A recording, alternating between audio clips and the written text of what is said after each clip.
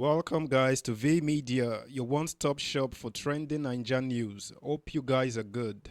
Please do subscribe to the channel. Just press that button where you see for there. Easy. Like and comment on the videos as well. Thank you.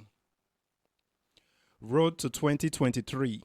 Adopt issue based campaigns, Sambo tells candidates, political parties.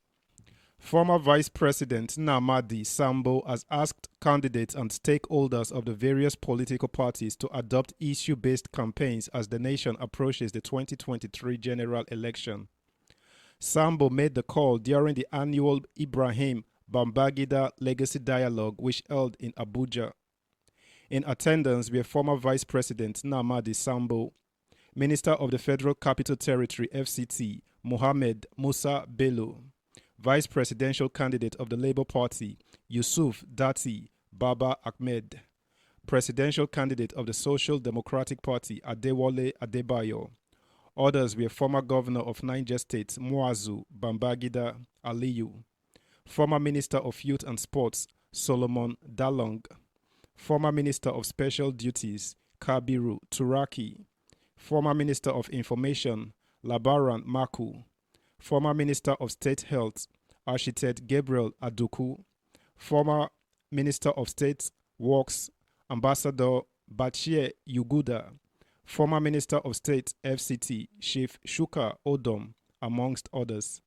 Sambo noted that the 2022 dialogue put together by the Ibrahim and Miriam Babangida Presidential Library Foundation with the broad theme Issues in Africa's Democratic Journey is unique and apt, especially as it comes ahead of another electioneering process scheduled to hold next year in the country.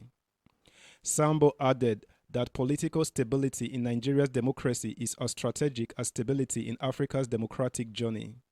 The former Kaduna State Governor further said since the return to democratic rule in Nigeria in 1999, the nation has witnessed 6 successful elections, which is a clear indication of how acceptable democracy has become as the best method of governance in the country. He stated that democratic institutions have continued to be strengthened, while more Nigerians have continued to participate in the process, either seeking to lead or as active participants to elect their leaders at various levels of leadership. Sambo recalled that in December 2020, he led a 90-member delegation of the Economic Community of West African States (ECOWAS) observer mission to the Republic of Niger to observe presidential and parliamentary elections in the country. It disclosed that the outcome of the elections was not only impressive, but a clear departure from the sit-tight syndrome of some of the past African leaders who never wanted to cede power through the democratic process. Sambo further said recent elections in Kenya and some other parts of Africa have also established evidence of Africa's democratic journey as a continent and how democracy is taking firm root in Africa, but not without peculiar challenges. As we approach the critical stage towards the 2023 general election in Nigeria, it is important to use this opportunity to call on all political parties and indeed candidates and other key stakeholders to adopt issue-based campaigns. We must all shun the use of hate or foul language and mudslinging to avoid overeating the polity. A peaceful, free and fair election next year will definitely mark yet another important milestone in our march towards sustainable democracy, peace and development of our dear nation, Sambo said. Just to let you know to sub to our channel, Virtuous Media. That's all you can do for us, guys, so we can keep delivering. Like our videos, drop a comment on our videos. Let's keep supporting the channel. Yeah. While encouraging Nigerians to actively get involved in the electoral process by exercising their constitutional rights, Sambo called on the Independent National Electoral Commission (INEC) to ensure adequate voter education and sufficient preparation for each free elections. Next year, by the grace of Almighty Allah, we shall witness another transition from one democratically elected government to another, inshallah. Nigeria must continue to get it right as a positive example for other countries in West Africa and indeed beyond, Sambo said. On his part, Bello said it was imperative that governments and people across the African continent work hard to sustain the demands of democratic governance across the entire African continent.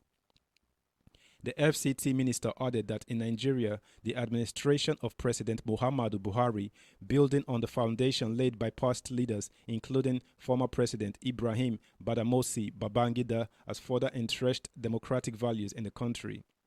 The signing into law of the Electoral Act 2022 by President Muhammadu Buhari has far-reaching positive outcomes that will also strengthen the confidence of citizens in our electoral processes, leading ultimately to a more stable polity, Bello said. In her welcome remarks, the convener of the Ibrahim Babangida Legacy Dialogue, Aisha Babangida, said the event brought together some of the finest minds in Nigeria to consider the prospects for the future of the nation as Nigerians look forward to next year's transitional election. Today is an opportunity to build on the success of last year's maiden edition of the Ibrahim Babangida Legacy Dialogue and to take forward the ideas discussed there. But more than that, it is an opportunity to build on the wider legacy of progress towards democracy in our great nation as we consider the pressing issues in Africa's democratic journey, Babangida said. Thanks for taking the time, guys. Until next time, bye.